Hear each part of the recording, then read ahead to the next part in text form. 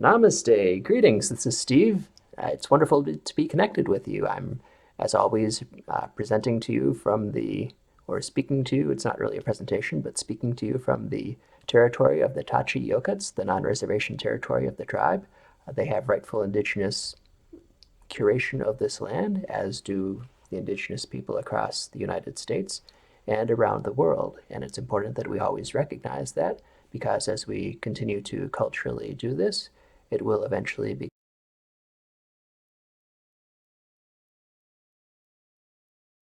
as we continue to culturally do this, it will eventually become widespread practice, not just culturally, but as a way of doing things in practice rather than just in symbolism.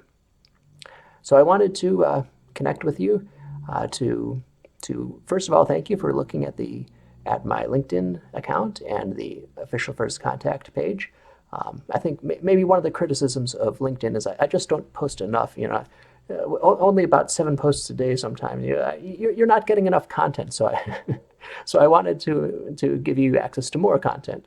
So if you'd like to see more of the material that's being put together, I'm available on Twitter. My Twitter handle is Steve Thomas Now, all one word, Steve Thomas Now, at Twitter, also known as X. And there's lots of material there. My general philosophy is that for content that may be of a particular highlight or more applicable to a professional community, that ends up on LinkedIn. But content that's more improvisational or more aligned with those who are immersed in the metaphysical space, that may better align with Twitter.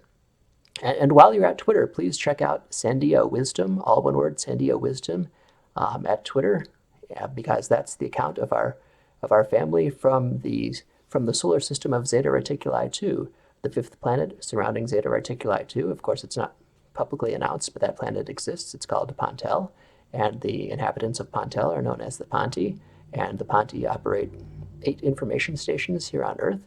All of them are either underground or underwater. 4 are underground, 4 are underwater. And the one that has jurisdiction of this area is the one just east of Albuquerque under the Sandia Mountain. No affiliation with the government, just under the Sandia Mountain. And they're actually within a system that's been here since the previous age of man. We could talk all day about how reality operates and how it's different from what we're told. Just as kind of the highlights, there are, well, do we want to get into that? Well, we can talk about that later. It's not really the subject of this particular video, but lots of content you can search, that you can look at on Twitter from Sandia Wisdom. And also, if you want to really dive into that material, which is voluminous, they've posted about 100,000 times in the course of nearly a decade. I've gone through many of their tweets and organized them by topic and presenter, and that's available on my website, everyoneisfamily.com. And I really shouldn't call it my website. I'm the Earth human that's curating it, but it's the product of many, many souls. And there's a lot of content there regarding the Ponti, as well as the Sasquatch. You can see a college presentation, a lecture at McMaster University about the Sasquatch, providing lots of information about them, writing, photography, humor from the Sasquatch, not about them, but from the Sasquatch, their writing, their artwork, their photography, their humor, and that's the nature of reality. We don't have enough time to talk about how many possible ways this can be proven true, but it is the nature of reality. You can look at the video on multidimensionality, which was recorded a few days ago, and there was a visit on camera from a member of our soul family attesting specifically to the point that the government is not disclosing its knowledge of the metaphysical space. You can look at the video on multidimensionality, which was recorded a few days ago, and there was a visit on camera from a member of our soul family attesting specifically to the point that the government is not disclosing its knowledge of the metaphysical space.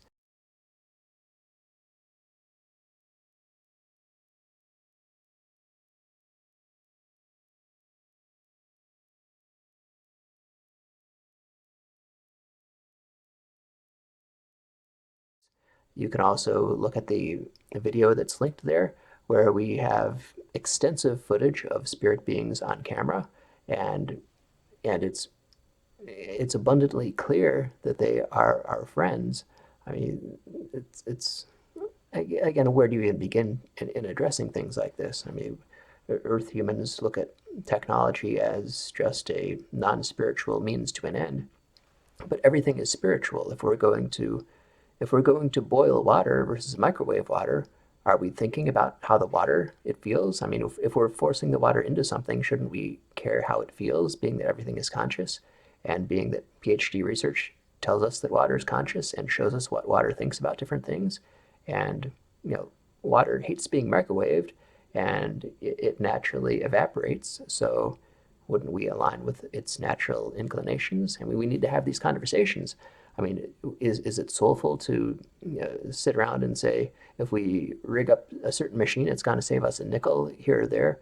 Okay, so we ask the question, what are the spiritual components? Have you thought about the spiritual impact on everything involved?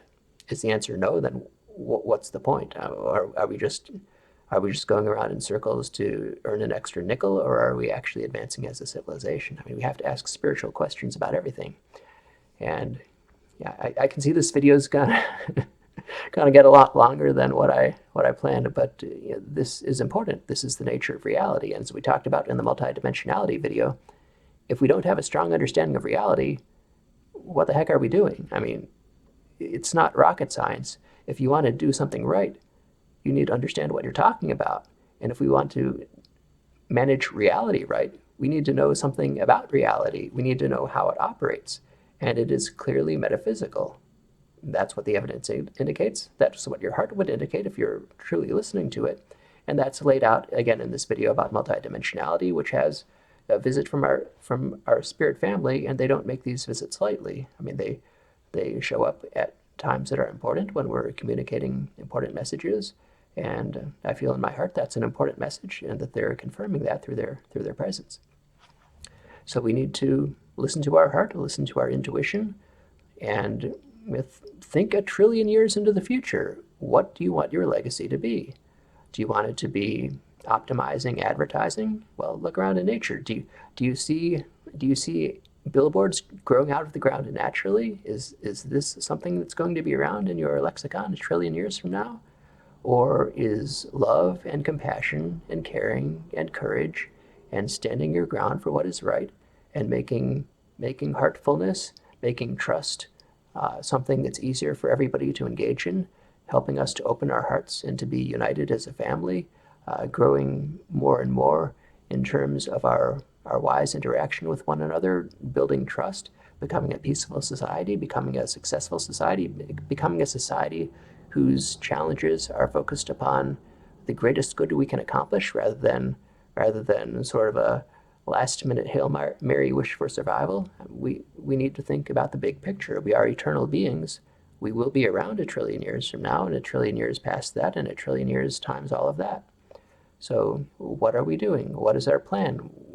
We don't need to have every detail figured out, but we should be thinking along the lines of the beings that we actually are and what it is we're actually doing, and making progress toward the places we actually want to go.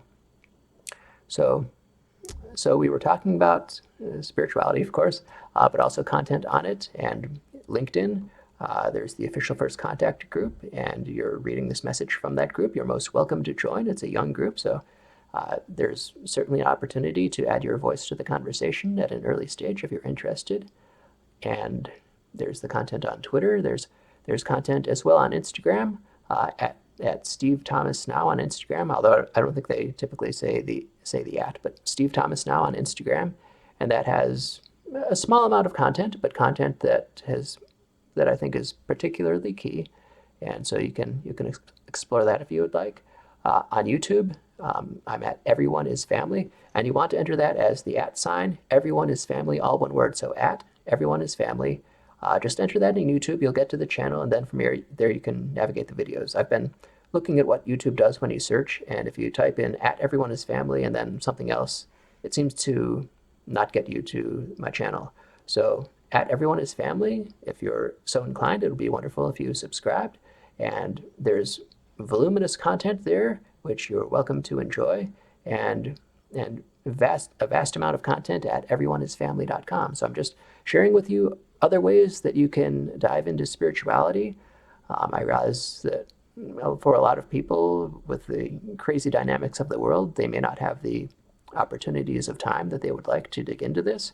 And so I'm trying to make my exploration as easy as possible for others to follow, and condensing widespread guidance into useful resources that help provide clarity.